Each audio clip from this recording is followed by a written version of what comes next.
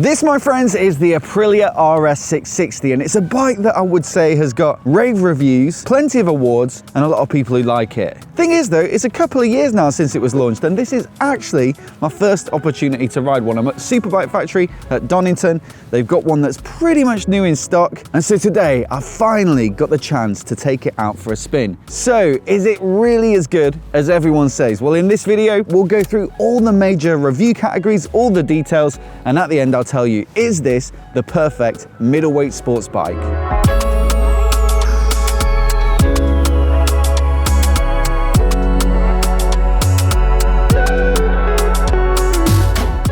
But before we get started, I just want to say a quick thanks to Superbike Factory for sponsoring the channel and this video. They've got a huge selection of bikes which you can see through the link down in the description, and they offer nationwide delivery, some of them for free. Plus, they've got a 14-day money-back guarantee, so if you're not happy with the bike, you can just send it back. So I'd thoroughly recommend checking out the bikes like the one you see in this video, and once again, a massive thanks to Superbike Factory for their support. So in this bike, we've got their 659cc parallel twin with a 270-degree crank, and it's basically derived from the front part of their V4. In terms of power figures, it makes 100 horsepower peak, just over 10,000 RPM, 67 Newton meters of peak torque at 8,500 RPM, a 6-speed box, an up and down quick shifter, and a 15-litre fuel tank. Now, I will say that parallel twins are super common nowadays, especially with the 270 crank, and I would agree with some of your comments that there are too many, and it's nice to have a bit more choice. But in defense of this bike, this is a very good example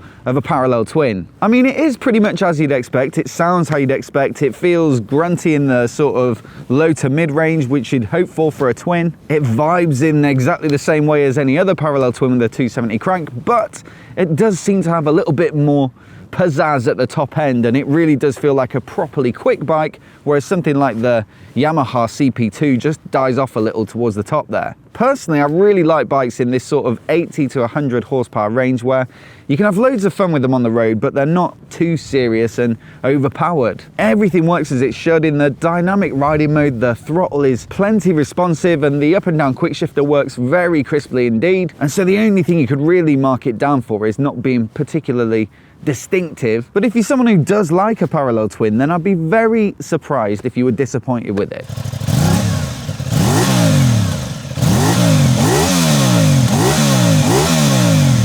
Now, of course, one of the benefits of that particular engine configuration is it is slender and compact and lightweight, and I think that's a fair way to describe the entire bike. 183 kilograms curb weight, and so it really does feel agile and flickable and nimble, exactly how you'd want a middleweight sports bike to feel. Now, the suspension's decent enough as well. You've got a KYB upside down fork here, rebound and preload adjustable, and the same adjustability on the shock. Not the super duper premium top level stuff that you might find on sort of the bikes in the tier above. It's not semi-active or electronically adjustable or anything like that, but we'll get onto the price in a minute, and it really is pretty good. Brakes are a similar story. You've got two 320mm discs up front, 4-pot radially mounted Brembo calipers, and yeah, they're not the stylemas that you'll find on a more premium sports bike, but at this price point they perform easily well enough for my taste. And you've got decent tires as standard too, so Pirelli Diablo Rosso Corsa 2s, and so all round for a bike of this price, I'd say it doesn't have any particular weakness, and its massive advantage is that lightness. I mean, it's 6 kilos lighter than a Yamaha R7, for example. But I think my favorite thing about this bike, and it's rare that I say this,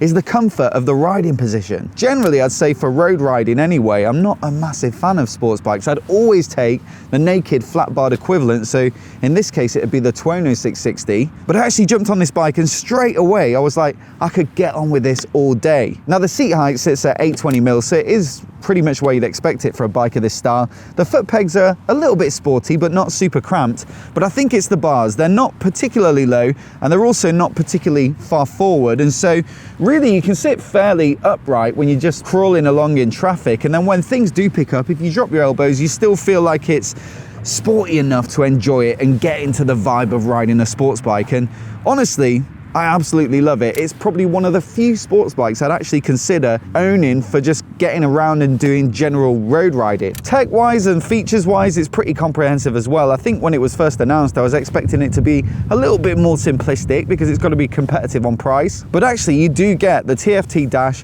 you get a 6-axis IMU, so all the rider aids are lean sensitive, traction control, wheelie control, ABS, enough riding modes including one that's customizable, cruise control, which is a big one for me if you're going to use the bike on the motorway. For me it's a must-have, and it's often overlooked on sports bikes or bikes at this price point, so great to see it here. The up and down quick shifter I mentioned that works perfectly well, LED lighting all round, cornering lighting, I believe, at the front. And I mean, arguably, at 100 horsepower, it doesn't really need bags and bags of rider aids and tech. But the good thing is, you can leave it on if you want it, or you can go into that custom mode and switch it all off and just enjoy the mechanicals of the bike. Now, at this point in a review, I'd normally talk about the styling and I'd debate whether it looks good or not and tell you which bits I like and which bits I don't. But honestly, there's not a lot to say. It's beautiful, and if you disagree, well, you're just plain wrong. I think it's pretty rare to find something of this kind of capacity and price point that looks almost every bit as desirable and exotic as its bigger, more premium, more expensive sibling. Now, price-wise, you're looking at between 10 and 11 grand for this bike, depending on what paint job you go for. Quite often, dealers discount Aprilia, so you can probably get it for a little bit less than that. But this one from Superbike Factory,